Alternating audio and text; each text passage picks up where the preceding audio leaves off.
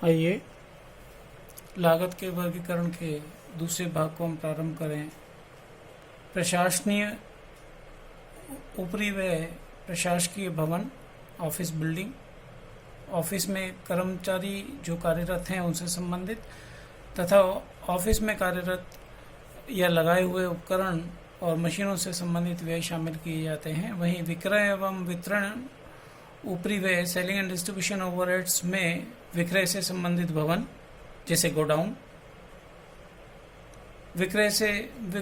विक्रय एवं वितरण व्यवस्था में कार्यरत कर्मचारियों जैसे कि अभिकर्ता या एजेंट के व्यय तथा विक्रय एवं वितरण से संबंधित उपकरणों यथा कि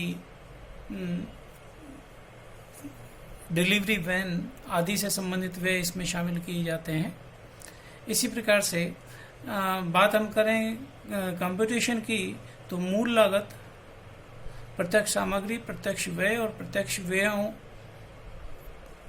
प्रत्यक्ष सामग्री, प्रत्यक्ष श्रम और प्रत्यक्ष व्यय इनके योग से बन जाएगी।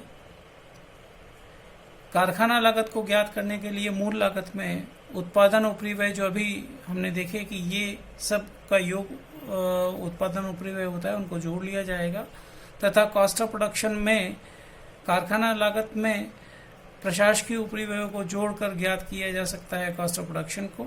उत्पादन लागत में विक्रय एवं वितरण व्यय ऊपरी व्ययों को जोड़कर कुल लागत को ज्ञात किया जाता है। यहाँ पर उल्लिखित है कि यदि प्रश्न में इकाइयों की संख्या दे रखी हो ओपनिंग स्टॉक और क्लोजिंग स्टॉक से संबंधित, तो उत्पादन लागत के बाद उनका समायोजन करके कॉस्ट ऑफ गुड्स सोल्ड भी ज्ञात की जाती है। तत्पश्चात उसमें विक्रय एवं वितरण व्यय जोड़कर कुल लागत ज्ञात की जाती है। अगर हम प्रकृति के दृष्टिकोण से देखें तो मूल लागत पूरी तरह परिवर्तनशील है,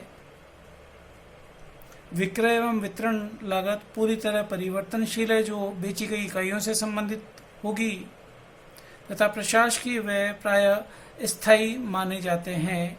इसके अलावा अगर प्रश्न में कोई सूचना दे रखी है तो उस सूचना का उपयोग कर हम तत्संबंधी ओवरहेड्स की राशि को ज्ञात कर सकते हैं। जहाँ तक स्थायी फिक्स्ड से संबंधित बात है तो स्थायी लागत वो है जो समय से संबंधित है, जिसका उत्पादन से कोई संबंध नहीं है। उत्पादन करें अथवा ना करें, स्थायी लागत चुकानी पड़ेगी व्यवसाय को।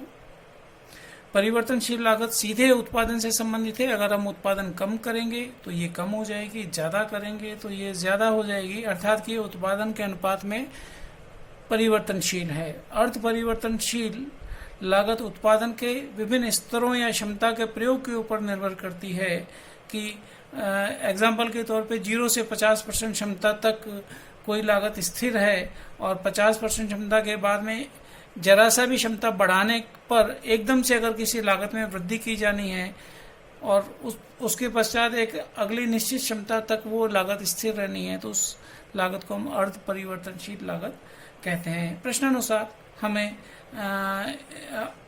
ज्ञात करनी पड़ेंगी ये सारी लागतें।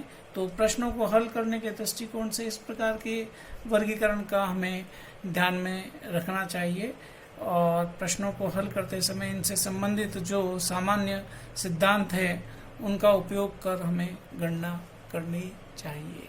धन्यवाद।